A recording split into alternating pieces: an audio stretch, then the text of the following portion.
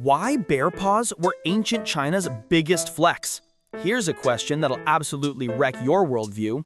Bears are absolute units with hundreds of pounds of meat. So why did only their paws become the legendary delicacy? The answer is brutally simple. Bear meat tastes like hot garbage. No cap. This comes from people who actually tried it. Bear meat is fibrous and chewy. It has this nasty gamey stench that no seasoning can fix. It's like eating a gym sock marinated in sweat. The Chinese have a saying, if Chinese people won't eat it, it's probably inedible. That's saying something, considering Chinese cuisine basically said hold my beer to every weird food challenge in history. But here's the plot twist. Bear paws didn't become famous because they tasted amazing either. The whole dish was basically culinary theater, an elaborate scam that fooled emperors for centuries. To prep bear paws properly, you first removed every single hair by hand. This wasn't some 5-minute job either. We're talking about sitting there for hours with tweezers, plucking bear fur like you're doing the world's most disturbing eyebrow maintenance. Then came the marathon. 3 rounds of boiling, 3 rounds of stewing, 3 complete water changes. That's just the prep work, fam. Next came this insane luxury broth. Chicken, duck, ham, pork shoulder, dried scallops, basically every expensive ingredient thrown into one pot. The shopping list alone would bankrupt most families. It's like making ramen, but every ingredient costs more than your rent. The bear paw would simmer in this golden broth for 16 hours until it became soft and gelatinous. Here's the kicker though. You could literally cook a shoe sole with this method and it would taste incredible. The bear paw was basically flavorless rubber that soaked up expensive flavors. It contributed absolutely nothing except texture. Think about it logically. The paw is pure collagen and connective tissue. It's essentially glue. The only thing it brought to the table was chewiness. All the actual flavor came from that ridiculously expensive supporting cast. The bear paw was basically the world's most overpriced flavor sponge. So why did ancient Chinese elites go absolutely feral for this dish? 2 words: old teeth. The power players in ancient China were mostly elderly dudes with terrible dental situations. Their teeth were basically decoration at that point. They couldn't handle tough meat. This soft, gooey texture was perfect for them. It's like how your grandma prefers overcooked vegetables. Sometimes practical needs trump culinary sophistication. Ancient Chinese cuisine was packed with soft, gooey, collagen-rich dishes. Fujin's Buddha jumps over the wall, Shandong's braised sea cucumber, bird's nest soup. All designed for people who needed food pre-chewed by professional chefs. Though let's skip Shanxi cuisine entirely. Even the Chinese pretend it doesn't exist. But the real galaxy brain move wasn't culinary, it was economic. This dish required 16 hours of continuous cooking in an era without pressure cookers or gas stoves. That meant burning through massive quantities of firewood, which was incredibly expensive in ancient China. Firewood, rice, oil, salt, soy sauce, vinegar, tea. That's the traditional list of household necessities.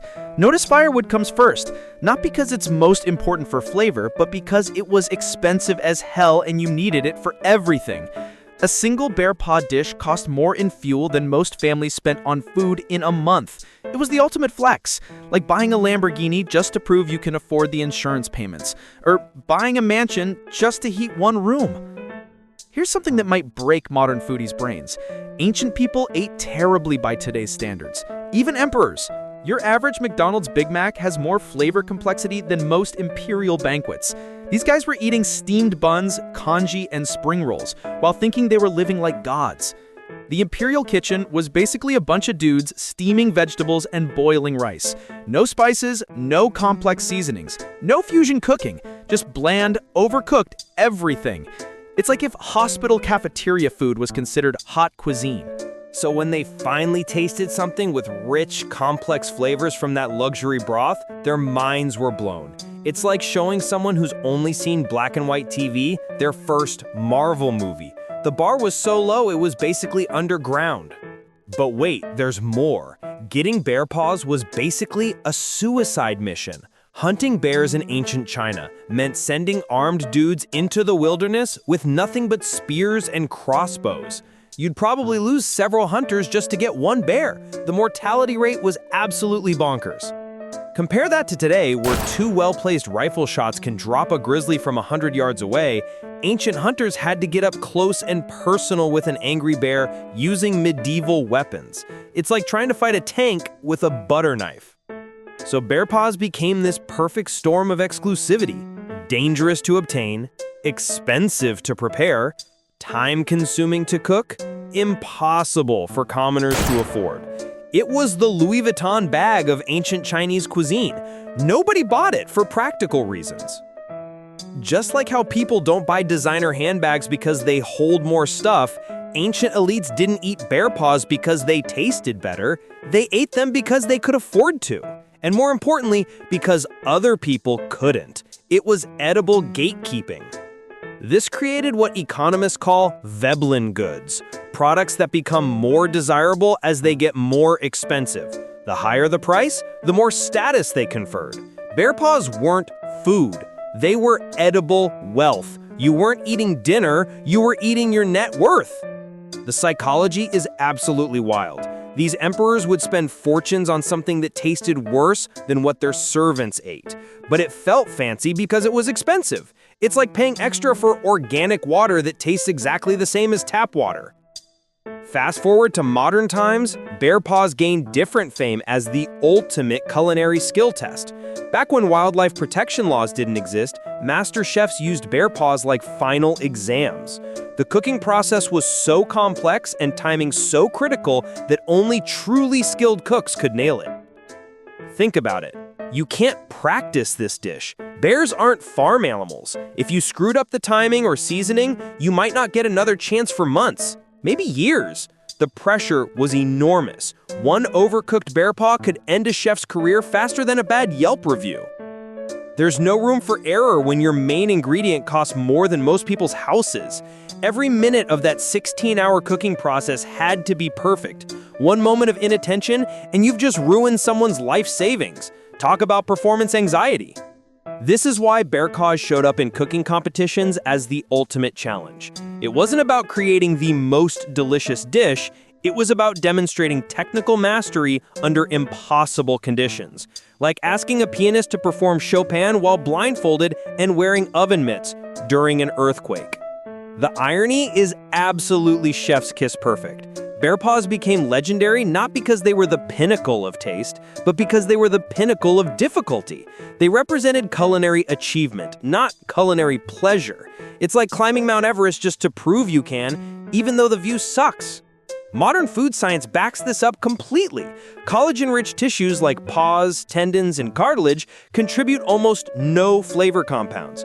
They're essentially edible sponges that absorb whatever you cook them in. The magic was never in the bear paw itself, it was in the elaborate production surrounding it. Scientists have analyzed the chemical composition of bear paws. Guess what? They found basically nothing interesting. No unique amino acids, no special flavor compounds, no magical nutrients. Just standard collagen that you can get from any animal. The emperor's new clothes, but make it food. This reveals something absolutely wild about human psychology and status symbols. We often mistake complexity for quality, expense for excellence, rarity for superiority. Bear paws were the perfect intersection of all three fallacies, the holy trinity of consumer stupidity. It's the same reason people pay thousands for wine that tastes like grape juice with an attitude problem, or why designer clothes that fall apart after one wash cost more than a used car. We're hardwired to think expensive equals better, even when it absolutely doesn't.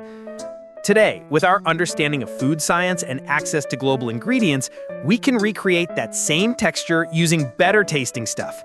Pork shoulder braised in rich stock, properly prepared sea cucumber. Even modern plant-based alternatives can deliver similar textures with superior flavors. And you won't need to murder a bear or spend 16 hours cooking. Hell, you can get better collagen from a packet of gelatin and some chicken stock for like $5 instead of spending your entire inheritance on overpriced bear feet. Progress is beautiful sometimes. The lesson here isn't just about food. It's about how societies create artificial scarcity to justify extreme inequality. Bear paws were never about feeding people. They were about feeding egos. about maintaining class distinctions, about keeping the peasants in their place while the elites ate expensive rubber. It's the same pattern you see throughout history. Rulers create elaborate systems to justify why they deserve nice things while everyone else suffers. Whether it's divine right of kings or the supposed superiority of bear paws, it's all the same scam with different branding. And perhaps that's the most important thing to understand.